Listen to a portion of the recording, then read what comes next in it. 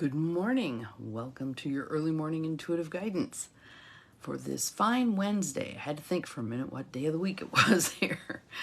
I'm Dr. Bonnie Nussbaum, and I want to share with you my fun little earrings today. I've got my woman earrings on. I had a stroke of energy the other day and decided I was going to polish all the silver jewelry, and so these were, good morning Lucy, welcome, welcome. These were some of the earrings that I polished up, and I thought they're perfect for today. So good morning Gwen, glad you are here. Looks like there's Cindy. Good morning, glad you guys are all popping in. Glad to see you. Welcome, welcome. Thank you for the sunshine.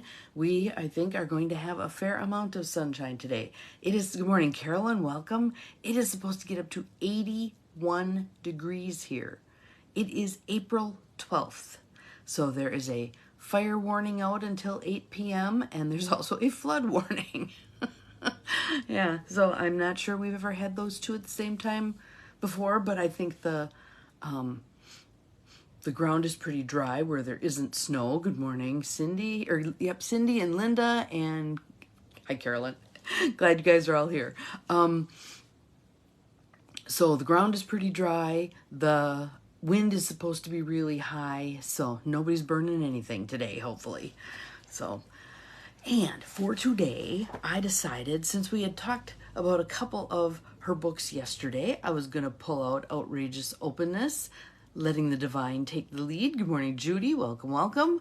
Love this book. We did a whole lot with this book in days gone by, and it's time for it to resurrect. And I took the liberty of kind of changing the title that I posted this under because I want to expand on this chapter. She's talking about romance, but I think this karma idea holds across a whole lot of other areas too. So it's actually chapter 11, Romantic Kismet, Marrying Kali. So I love Tosha too. She's such an interesting person. She's so quirky. If you've ever watched any of her videos or joined her group, she's just very, very interesting. There was one video where she started the Zoom and then went off and made a sandwich and was making tea and whatever else. So we're listening to her make food, and it is page 133 in my book. I think some of the books were numbered a little differently, but 133 in my book. So we're all just sitting there waiting until she decided to wander back to the couch, and then we had our little thing. I just thought it was pretty funny. So let's just take a couple of nice deep breaths first, just to kind of settle in. So in through the nose, out through the mouth. Letting your shoulders drop. In through the nose, out through the mouth. Noticing that your focus begins to come back to right here, right now. In through the nose, out through the mouth. And one last one, a little more deeply than ever. And out. Shaking it off. Welcome to the reading. I think you're going to find this fun. So it's called Marrying Kali. And if you haven't heard of the goddess Kali, it's K-A-L-I.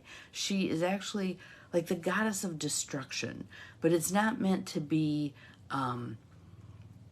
chaos, all that kind of destruction. It is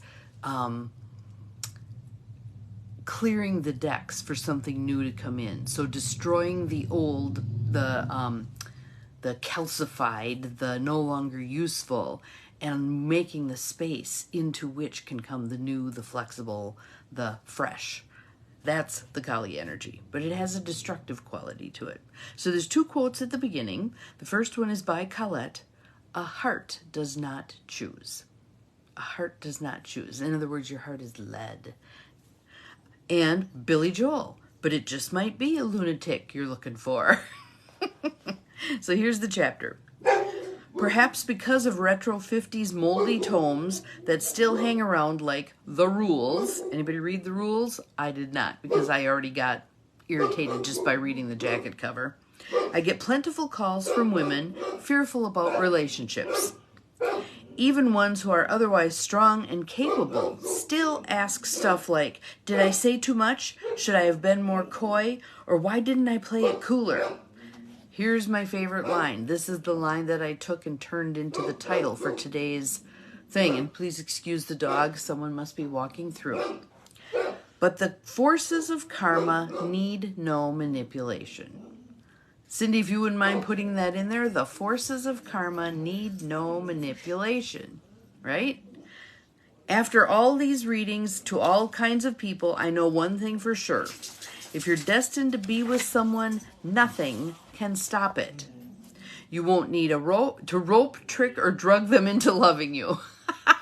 Hear that again. You won't need to rope, trick, or drug them into loving you. Those books that leave women terrified of just being themselves are somehow both tragic and hilarious at once. Okay? So again, we don't have to manipulate to make stuff happen. And again, I'm branching this well beyond romantic relationships. Think friendships. Think jobs. Think tasks you want to accomplish. Think intentional community building. Think getting a new vehicle. Whatever it is. You don't have to rope, manipulate, or drug anyone to make any of those things happen. If they're meant to be, they will unfold in, her words, divine right timing and divine right order. Okay?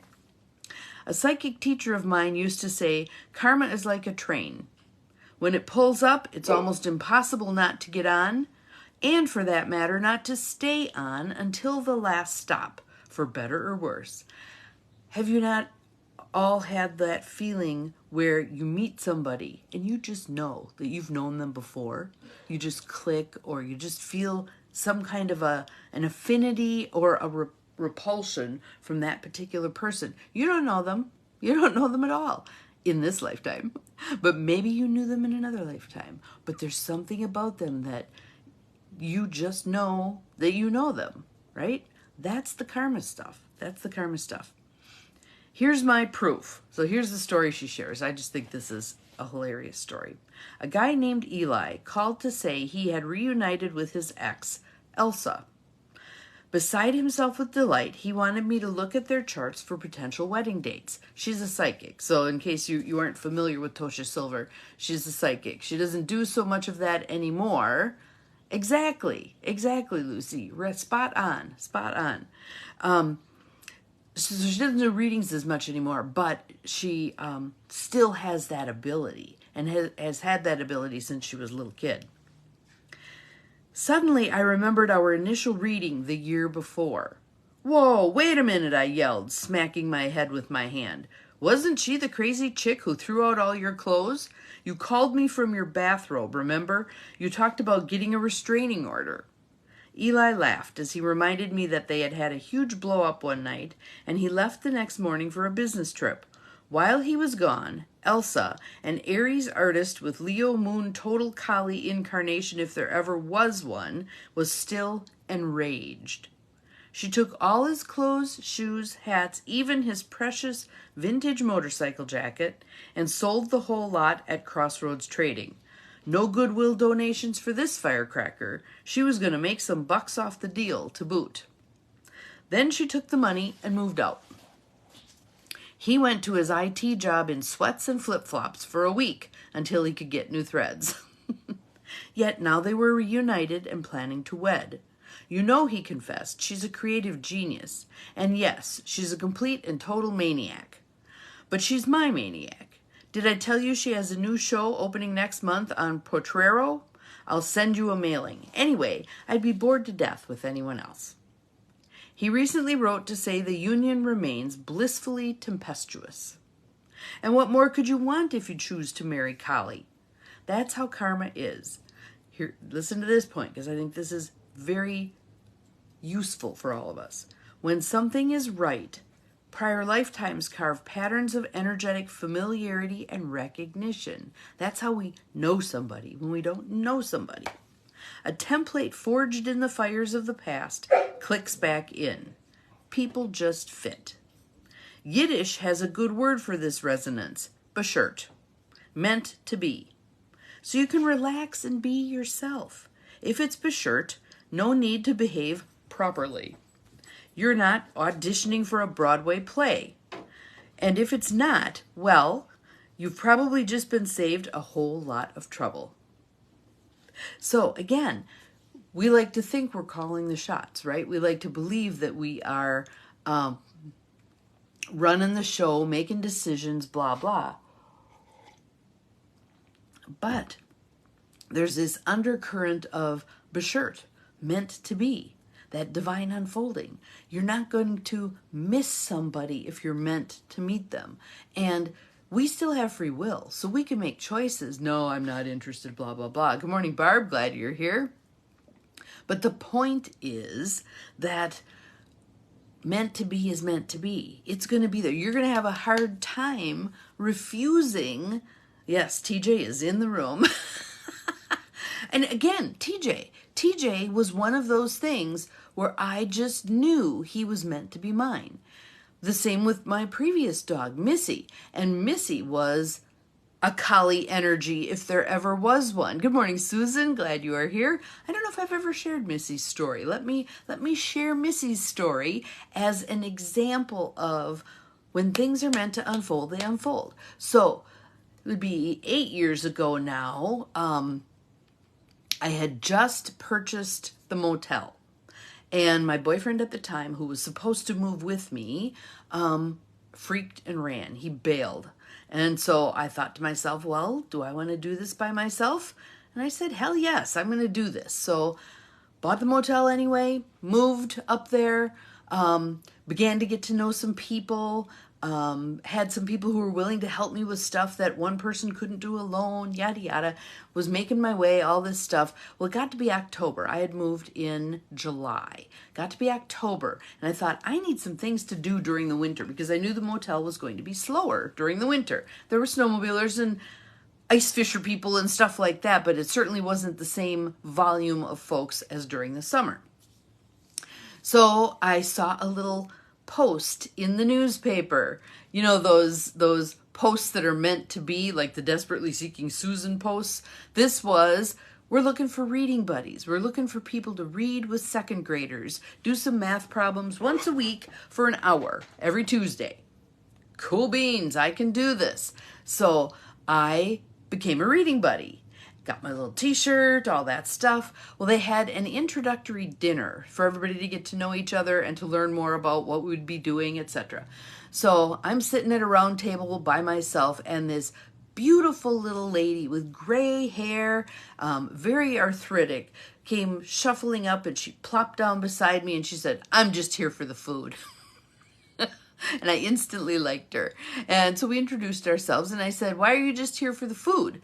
And she goes, well, I've done reading buddies for many years, but my daughter's making me move downstate. So this is Upper Michigan. Her daughter wanted her to move to Lower Michigan. I said, how come? And she said, well, my husband died a couple of years ago. I've got this house out in the middle of nowhere. It's a lot to take care of, etc. But I don't know what I'm going to do with all this shit. She said shit. I thought that was funny. I said, well, what do you have? I have just purchased a motel. I need shit. She has shit. She doesn't need anymore. So there was a lawnmower and a garden tractor and a snow rake for the roof and like a ton of stuff. So I got her address. I went to look at the stuff, pulled in the driveway. It's a little it's a ranch house, and there's a bay window. And this gigantic black lab hits the bay window and is just gnashing away like crazy. And I'm like, holy cow. So I pull in, Mary comes out into the garage. She brings this dog out and hooks her up in the garage. And I said, who is that? And she goes, that's Missy. And then she burst into tears. And I said, what's the matter? And she goes, I'm going to have to put her down. And I said, why? She's a beautiful dog, just a strikingly beautiful dog. And she said, well, she bites. And I said, how old is she? She goes, I think she said she was 8 at the time I got her. And I just knew I'm supposed to have her. She bites. What the hell? I'll So Mary was uncertain. She made me sign a paper saying that if I got bitten, I wasn't going to sue her. Oh, well. So I signed my paper. Interestingly, when Mary was set to move downstate, I was gone. I was in Florida for a coaching training, and when I got back, Mary's cousin owned a kennel, and that was the only kennel where Missy had ever been. And Anne knew very well how to manage Missy. She would open the door to her little kennel. She would open the outside door, let her out by herself, wouldn't make eye contact with her, just let her do her thing. Missy'd come back in, she'd pitch her a treat, close her in. The other dogs could all be out by themselves, all together, but Missy, nope, she was not a friendly dog. So I get back from my trip to Florida for this training, and I have to drive. I forget how far it was. It was like a half an hour trip, half hour, 40 minutes, to go pick up Missy for the first time. We had done one home visit where Mary brought Missy to the motel, and Missy was frantically running around the whole house, and I had no idea why she was doing that, but Mary's talking and not paying attention, whatever. She had to poop. So she ended up going in the back bedroom and pooping, and then she settled down a little bit. It was just an auspicious beginning, right? So, yeah, the story is just hilarious. So, I'm driving up this road. I'm pretty new to Upper Michigan, right? Upper Michigan is quirky. If you've never been there, it is quirky. So, I'm driving along this road. It's County Road 513. No, 513? I can't remember the number of it at this point. But anyway, I get to a point where I see a sign that says, pavement ends. I'm like, what do you mean pavement ends? Sure as hell, it became a dirt road. So for like 20 miles, I'm on this dirt road that weaves through beautiful forested land. But I'm like, any moment now, I'm going to be hearing banjos. I just know it. Just know it. So got to the place where I turned off, which I think was Highway or County Road 442. Got to her house, figured out the marker for Anne's house was actually a dog silhouette painted orange. That's how I knew I was turning at the right place. It was like Fire Road, back into the middle of nowhere. And Anne comes out, introduces herself, nice lady. She goes to get Missy. Missy's like on the end of a leash, and I can see she's giving me stink eye. And I'm like, you think this is going to go okay? And Anne goes, I don't know what you're getting yourself into. And Anne knew Missy because she had dealt with her for many years. So Missy hops in the front seat and sits there, and she's a big lab. She was a big girl and wouldn't look at me. Stared straight out the front window, and Anne goes, good luck with this. And I'm like, thank you. And Anna and I got to be pretty friendly over the course of the years because that was the only place I then took Missy because I knew Anne knew how to deal with Missy. So we drive back home. It took probably a week for Missy to settle into, and she was very much like a cat. And I had had cats previously. I'd also had another dog previously, but he was a dachshund, which is a different ball of wax than a lab. Interestingly, the only dogs I have ever been bitten by were labs. They're supposed to be all that in a bag of chips, and several of them have bitten me. My dachshund never bit me. And they have a reputation for being biters. So, get home, she settled in, whatever. Whenever I had people over, I'd just tell her to go in her kennel, which was actually the laundry room. She had a whole laundry room, which then opened outside in the back, so she had a fenced-in area too. And I just kept her away from people. And I think she lived another 3 or 4 years. She was quite the dog. I think she bit me 2 or 3 times, and most of those were me not reading her well enough. When she wanted pets, she'd come and she'd sit beside me, and she'd let me pet her. When she was done, she'd walk off. I didn't approach her. She would approach me. So it was kind of more like a cat relationship. But anyway, yeah, that was Missy. She was that collie energy, just destructive. But I knew I was supposed to have her. Same way I knew I was supposed to have TJ. I go to look at the dogs at the kennel, and he's the only one there. There are no other dogs there. It was COVID. They had farmed out all the animals they could to foster homes. TJ was not foster home material. TJ had been returned 3 times. So, yeah, I think There's something about me and incorrigible dogs. Oh well, but again, you know like you know like you know. You meet somebody, you have coffee with them, and you realize, yeah, you're meant to be my friend for life.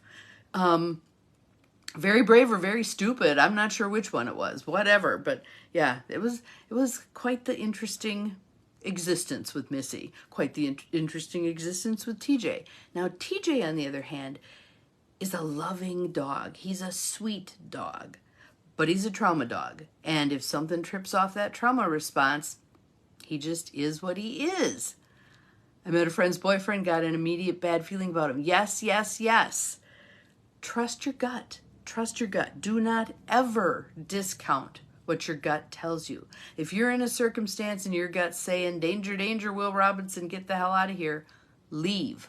I don't care if you have to do it being less than gracious. Leave, okay? Always trust your gut. It's talking for a reason. Listen, listen, listen. I can't tell you the number of times where I didn't listen to my gut, and it was not good. It was not good. Always listen to your gut. Same with this thing. So the Bashert idea. Again, if it's meant to be, it's meant to be. So, again, our human brains, that cortex that does all this wonderful stuff for us, everything has the other side of the coin, right? The other side of that cortex coin is we think too much, we worry too much, we doubt, we get all up in our head. That's the downside of having that part of our brain, right? So we want to learn to realize that chatter that goes on, the committee, I call mine the committee, whatever you call yours, the critical self, whatever, is just a part of your brain that's designed to keep you safe. It does so in very unhealthy ways. We can listen to the guidance if we choose to, but oftentimes it overreacts. It freaks out and does the danger, danger, Will Robinson thing when there's really no danger involved. It's an ego thing. It's I might be made fun of, or what if people think I'm stupid, or that kind of ego stuff. It's not I'm about to step off a cliff. Things that are really, truly dangerous, okay?